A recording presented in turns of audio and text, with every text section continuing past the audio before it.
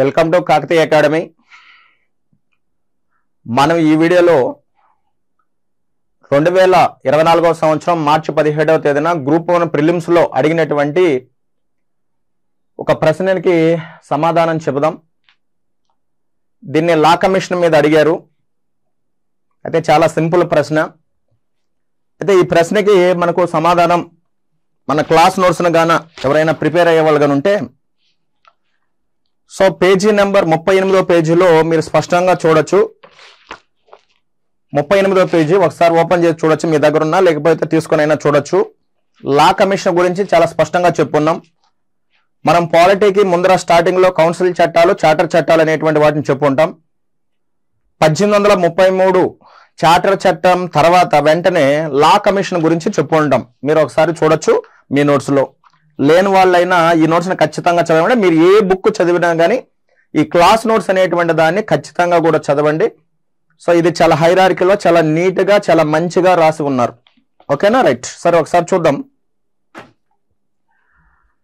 Law commission భారతదేశంలో న్యాయ సంస్కరణల కోసం ఫర్ ద లా రిఫార్మ్స్, అంటే భారతదేశంలో సుపరిపాలన అందించడానికి అవసరమైన న్యాయ సంస్కరణలు సూచించడానికి ఈ లా కమిషన్ అనేటువంటి దాన్ని ఏర్పాటు చేస్తూ ఉంటారు. అయితే వాస్తవంగా 1833 చార్టర్ చట్టాన్ని అనుసరించే బ్రిటిష్ వాళ్ళు భారతదేశంలో న్యాయ సంస్కరణలు సూచించడానికి ఒక లా కమిషన్ ఏర్పాటు చేస్తానని చెప్పేసి 1833 చార్టర్ చట్టంలో చెప్పారు. ఈ చట్టాన్ని అనుసరించి 1834వ సంవత్సరంలో భారతదేశంలో మొట్టమొదటిసారిగా లా కమిషన్ ఏర్పాటు చేశారు. దీని యొక్క చైర్మన్ వచ్చి లార్డ్ మెకాలే. ఆ తర్వాత 1853 చార్టర్ చట్టం ప్రకారం రెండవ లా కమిషన్ ఏర్పాటు చేశారు. 1861 కౌన్సిల్ చట్టం ప్రకారం మూడవ లా కమిషన్ ఏర్పాటు చేశారు. 1879లో నాలుగవ లా కమిషన్ ఏర్పాటు చేశారు. అంటే బ్రిటిష్ వాళ్ళ కాలంలో మొత్తం 4 లా కమిషన్లు ఏర్పాటు చేశారు. భారత రాజ్యాంగం అమల్లోకి వచ్చిన తర్వాత మొట్టమొదటిసారిగా లా కమిషన్ అనేటువంటి దాన్ని 1955లో ఏర్పాటు చేయడం జరిగింది. దీని యొక్క చైర్మన్ వచ్చి ఆ రోజు అటార్నీ జనరల్ ఆఫ్ ఇండియాగా పనిచేస్తున్నటువంటి ఎంసి సీతల్వాడ్ అనేటువంటి వ్యక్తిని మొట్టమొదటి లా కమిషన్ చైర్మన్ గా నియమించారు ఆఫ్టర్ ఇండిపెండెన్స్ వచ్చిన తర్వాత. అయితే ఈ లా కమిషన్ ని ఏర్పాటు చేసేది ఎవరంటే కేంద్ర ప్రభుత్వం ఏర్పాటు చేస్తూ ఉంటది. ఇది కేంద్ర ప్రభుత్వంలో ఉన్నటువంటి లా మినిస్ట్రీ యొక్క నియంత్రణలో పనిచేస్తూ ఉంటది. లా మినిస్ట్రీ యొక్క నియంత్రణలో పనిచేస్తూ ఉంటది లా కమిషన్. అయితే లా కమిషన్ ఎందుకని ఏర్పాటు చేస్తామని చెప్తున్నాం? భారతదేశంలో సుపరిపాలన అందించడానికి అవసరమైనటువంటి న్యాయ సంస్కరణలు సూచించడానికి లా కమిషన్ అనేటువంటి దాన్ని ఏర్పాటు చేస్తారు. అయితే వాస్తవంగా భారత రాజ్యాంగంలో ఆర్టికల్ నెంబర్ 372 అనుసరించి, అంటే ఆ 372 బేస్ చేసుకుని ఈ లా కమిషన్ అనేటువంటి దాన్ని ఏర్పాటు చేస్తారు. ఆర్టికల్ నెంబర్ 372 ఏం తెలియజేస్తా ఉంటదని అంటే, భారత రాజ్యాంగం అమల్లోకి రాక మునుపు బ్రిటిష్ వాళ్ళ కాలంలో చేసినటువంటి చట్టాలు మొత్తం కూడా యథావిధిగా అమలులోకి వస్తాయి. వాటిని రద్దు చేసేంత వరకు అవి అమల్లోకి వస్తాయి. రాజ్యాంగం అమల్లోకి వచ్చిన తేదీ నుంచి 3 సంవత్సరాల దాకా ఈ చట్టాలలో రాష్ట్రపతి ఏవైనా సవరణలో కూడా చేయొచ్చు. రాష్ట్రపతి ఏవైనా సవరణలో కూడా చేసుకోవచ్చు. ఆ సవరణలు ఎప్పటి నుంచి అమల్లోకి వస్తాయి అనేటువంటిది ప్రభుత్వం అనేటువంటిది నిర్ణయిస్తుంది. సో ఎప్పటికప్పుడు ప్రభుత్వాలు కూడా ఈ చట్టాల్లో మార్పులు చేర్పులు చేసుకుంటూ ఉండవచ్చును అని తెలియజేస్తా ఉంటది ఆర్టికల్ నెంబర్ 372. అంటే ఉన్నటువంటి చట్టాలలో వేటిని రద్దు చేయాలి, వేటిలో మార్పులు చేయాలి, ఇలాంటి అంశాల మీద సిఫారసులు చేయడానికి లా కమిషన్ అనేటువంటి దాన్ని ఏర్పాటు చేస్తూ ఉంటారు. అయితే లా కమిషన్ అనేటువంటిది రాజ్యాంగబద్ధమైనటువంటి సంస్థ కాదు. It is not a constitutional body. ఇది చట్టబద్ధమైనటువంటి సంస్థ కూడా కాదు. It is not a statutory body. అదేవిధంగా ఇది కేవలం ఒక సలహా సంస్థ మాత్రమే. Just it is an advisory commission. అంటే ఈ కమిషన్ ఇచ్చినటువంటి సిఫారసుల్ని పాటించాల్సినటువంటి అవసరం కూడా లేదు, గుర్తుపెట్టుకోండి. సో ఇది క్వాజీ జ్యుడిషియల్ బాడీ కూడా కాదు. క్వాజీ జ్యుడిషియల్ బాడీ అని అంటే తమకు సంబంధించినటువంటి పని విధానాన్ని తమే రూపొందించుకోవడం, తమ పని విధానానికి కావలసినటువంటి ఉద్యోగస్తుల్ని తమే నియామకం చేసుకునేటువంటి అధికారం కలిగి ఉండడం, అదేవిధంగా ఏదైనా ఒక అంశాన్ని అధ్యయనం అదే చేయడం, అదేవిధంగా ఏదైనా ఒక అంశానికి సంబంధించినటువంటి రిపోర్ట్స్ను కూడా ఇవ్వమని చెప్పి అడగడం, ఇలాంటి ఫంక్షన్స్ గానే కలిగి ఉంటే అలాంటి దాన్ని క్వాజీ జ్యుడిషియల్ అంటారు. ఉదాహరణకి సెంట్రల్ ఫైనాన్స్ కమిషన్ అనేటువంటి ఒక క్వాజీ జ్యుడిషియల్ బాడీ, అదేవిధంగా నేషనల్ గ్రీన్ ట్రిబ్యునల్ ఒక క్వాజీ జ్యుడిషియల్ బాడీ, అదేవిధంగా జరిమానా వేసేటువంటి అధికారం కూడా ఉంటది దేనికి, క్వాజీ జ్యుడిషియల్ బాడీకి. అయితే ఇప్పుడు సెంట్రల్ ఫైనాన్స్ కమిషన్ చూడండి, కేంద్రానికి వచ్చేటువంటి నికర పన్నులలో కేంద్రానికి రాష్ట్రాలకు మధ్య ఏ విధంగా పంపిణీ చేయాలనేటువంటి పని విధానాన్ని అదే రూపొందించుకుంటది. ఓకేనా? అయితే ఇప్పుడు లా కమిషన్ తమ పని విధానానికి సంబంధించి తనే విధి విధానాలు రూపొందించుకుంటది అన్నో. లా కమిషన్కి కేంద్ర ప్రభుత్వం ముందుగానే చెప్తాది ఏమని, మీరు పలానంశాల మీద సిఫారసులు చేయండి అని అంటారు. ఈ లా కమిషన్ కూడా తనగా కూడా కొన్ని అంశాల మీద సిఫారసులు చేయొచ్చు. అంటే తమ పని విధానం సంబంధించి తమే మార్గదర్శకాలను తయారు చేసుకునేటువంటి అధికారం దీనికి లేదు. ఓకేనా? ఇది ఎవరి నియంత్రణలో పనిచేస్తూ ఉంటుందంటే కేంద్ర న్యాయశాఖ నియంత్రణలో పనిచేస్తూ ఉంటది. మరి దీంట్లో ఎంతమంది సభ్యులు ఉంటారు లా కమిషన్ లో అనంటే జాగ్రత్తగా చూడండి. వాస్తవంగా లా కమిషన్ లో ఎంతమంది ఉంటారు అనేటువంటిది ఇది చట్టబద్ధమేం కాదు కాబట్టి ఇది కేంద్ర ప్రభుత్వం ఒక కార్యనిర్వాహక తీర్మానం ద్వారా ఏర్పాటు చేసినటువంటి కమిషన్ కాబట్టి ఎప్పటికప్పుడు చేంజ్ అవుతూ ఉంటారు. ఒక కమిషన్ కి ప్రభుత్వం నియమిస్తూ ఉంటది. అయితే సాధారణంగా ఒక చైర్మన్ ఉంటారు, ఒక మెంబర్ సెక్రటరీ ఉంటారు, ప్లస్ 4 వచ్చి ఫుల్ టైం మెంబర్స్ ఉంటారు, ఒక 5 మంది వచ్చి పార్ట్ టైం మెంబర్స్ ఉంటారు, ప్లస్ 2 వచ్చేసి ఎక్స్ అఫీషియో మెంబర్స్ అనేటువంటి వాళ్ళు ఉంటారు.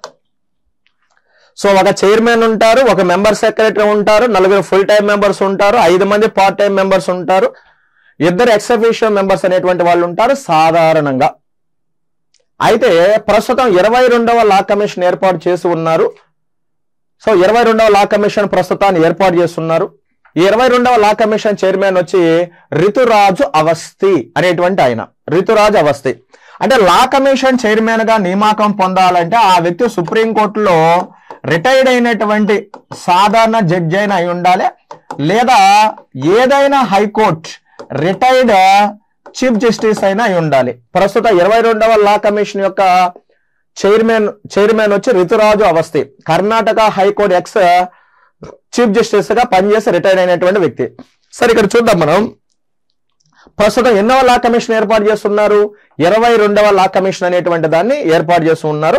ఈ 22వ లా కమిషన్ లో ఒక చైర్మన్ ఉంటారన్నారు, 4 వచ్చి సో జాగ్రత్తగా చూడండి, member secretary plus full time members 4 ఉంటారని చెప్పారు, ప్లస్ ఒక 5 మంది వచ్చి పార్ట్ టైం మెంబర్స్ ఉంటారని చెప్పారు, ఒక 2 వచ్చి ఎక్స్ అఫీషియో మెంబర్స్ ఉంటారని చెప్పారు. అయితే లా కమిషన్ లో ఎక్స్ అఫీషియో మెంబర్స్ గా ఖచ్చితంగా 2 ఉంటారు. ఒక వ్యక్తి వచ్చేసి సెంట్రల్ లెజిస్లేటివ్ డిపార్ట్మెంట్ సెక్రటరీ ఒక ఆయన ఎక్స్ అఫీషియో మెంబర్ గా ఉంటారు. అదే విధంగా సెంట్రల్ లో జ్యుడిషియల్ డిపార్ట్మెంట్ ఉంటది, ఆ జ్యుడిషియల్ డిపార్ట్మెంట్ యొక్క సెక్రటరీ అనేటువంటి వాళ్ళు ఎక్స్ అఫీషియో మెంబర్ గా లా కమిషన్ లో ఉంటారు. మిగిలిన వాళ్ళు వచ్చి న్యాయ రంగంలో గాని విద్యా రంగంలో గాని నిష్ణాతులైనటువంటి వ్యక్తులని కేంద్ర ప్రభుత్వం లా కమిషన్ లో నియామకం చేస్తూ ఉంటది. లా కమిషన్ యొక్క కాల పరిమితి వచ్చి 3 సంవత్సరాలు. ఈ 3 సంవత్సరాలని పెంచే అధికారం గాని లేదా తగ్గించే అధికారం గాని కేంద్ర ప్రభుత్వానికి మాత్రమే ఉంటుంది. లా కమిషన్ తన నివేదిక అనేటువంటి దాన్ని కేంద్ర న్యాయశాఖకి ఇస్తుంది, లేదా సింపుల్ గా కేంద్ర ప్రభుత్వానికి ఇస్తుంది. కేంద్ర ప్రభుత్వం దీన్ని పార్లమెంట్ కి సబ్మిషన్ అనేటువంటి దాన్ని చేస్తుంది, రిపోర్ట్ అనేటువంటి దాన్ని. ఓకే, సో భారత రాజ్యాంగం అమల్లోకి వచ్చిన తర్వాత లేదా స్వతంత్రం వచ్చిన తర్వాత ఇప్పుడు వారికి 22 లా కమిషన్లు ఏర్పాటు చేశారు. 21 లా కమిషన్లు పూర్తయ్యాయి, 22వ లా కమిషన్ ప్రస్తుతం ఏర్పాటు చేశారు.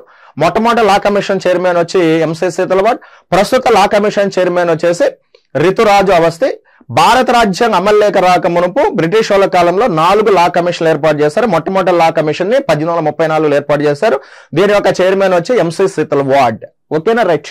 సరే, ఒకసారి ఇక్కడ మనం చూద్దాం. చూడు, లా కమిషన్ ఆఫ్ ఇండియాకు సంబంధించి కింది ప్రకటనలో ఏది తప్పు అని అడిగారు. తప్పు ఏది అని అడిగారు. సో ఇది రాజ్యాంగేతర పాక్షిక న్యాయ వ్యవస్థ. ఇది రాజ్యాంగేతర సంస్థ. ఇక్కడ 2 అంశాలు ఉన్నాయి. ఇది రాజ్యాంగేతర సంస్థ, కరెక్టే. ఇక్కడ వారు కరెక్టే. ఇది పాక్షిక న్యాయ వ్యవస్థ, క్వాజీ జ్యుడిషియల్. ఇది క్వాజీ జ్యుడిషియలా? కాదు. కాబట్టి ఇది తప్పు. నెక్స్ట్,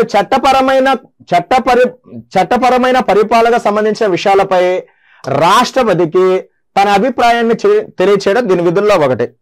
లా కమిషన్ అనేటువంటిది రాష్ట్రపతికి కాదు సిఫారసులు చేసేది, కేంద్ర ప్రభుత్వాన్ని సిఫారసులు చేస్తుంది. సో కాబట్టి ఇది కూడా తప్పే. దాని నివేదికలను పార్లమెంటుకు సమర్పించలేదు. లా కమిషన్ తన యొక్క నివేదికని కేంద్ర ప్రభుత్వానికి ఇస్తే కేంద్ర ప్రభుత్వం దాన్ని పార్లమెంట్కి సబ్మిషన్ చేస్తుంది. ఇది కూడా తప్పే. దానికదే స్వయంగా పరిశోధన చేపట్టడానికి స్వయం ప్రతిపత్తి నిర్ణయాధికారం లేదు, లేదా ఉందని చెప్పినాం కదా. లా కమిషన్ యొక్క విధులేంటి? కేంద్ర ప్రభుత్వం సూచించినటువంటి అంశాల మీద సిఫారసులు చేయడం, తనుగా కూడా అవసరమైనటువంటి అంశాల మీద సిఫారసులు చేయడం లా కమిషన్ యొక్క విధులు. అంటే 4వది కూడా తప్పే. అంటే ఇక్కడ జాగ్రత్త చూడాల. క్వశ్చన్ చాలా మంది దీన్ని పాపం తప్పుగా అన్వయించుకొని ఉంటారు. లా కమిషన్ సంబంధించినటువంటి తప్పు అయినటువంటివి ఏవి అన్నారు? 4 కూడా తప్పే ఉన్నాయి. దిగువ ఇవ్వబడిన కోడ్లను ఉపయోగించి సమాధానం ఎంచుకోండి అని అన్నారు. ఈ 4 ఏది సమాధానం? సో అన్ని కూడా తప్పే కదా. సో కాబట్టి ఆన్సర్ 3వది ఆన్సర్. ఎలిమినేషన్ ప్రొసీజర్ లో కూడా మీరు వెళ్ళొచ్చు. సో ఎలా చూడండి, ఇది రాజ్యాంగేతర పాక్షిక న్యాయ వ్యవస్థ అంటే 1వది కాదు. ఓకేనా, రైట్. 1వది తప్పు. సర్లే, ఇప్పుడు అన్ని తప్పులే కాబట్టి తప్పదు. కాబట్టి ఇక్కడ 3వది. సో ఇది లా కమిషన్ ఆఫ్ ఇండియా సంబంధించి. సో జాగ్రత్తగా చూడండి.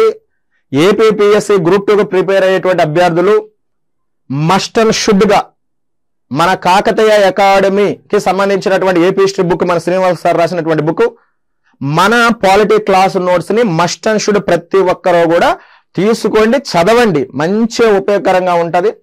ఈ క్లాసులన్నీ కూడా ఏపీ హిస్టరీ కానీ పాలిటీ కానీ ఇతర క్లాసుల్లో కూడా మన కాకతీయ అకాడమీ యాప్ లో చాలా స్పష్టంగా ఉంది. మీరు లా కమిషన్ కూడా యూట్యూబ్ లో వీరస్వామి సార్ క్లాసెస్ అని కొడితే అందులో లా కమిషన్ గురించి యూట్యూబ్ లో కూడా చెప్పుకున్నాను, మీరు చూడొచ్చు. చాలా మంచిగా ఉంటాయి. ఒకసారి చూడండి. ప్లే స్టోర్ నుంచి మన కాకతీయ అకాడమీ యాప్ అనేటువంటి దాన్ని డౌన్లోడ్ చేసుకుని వీటన్నిటిని కూడా మంచిగా వినండి. Thank you very much.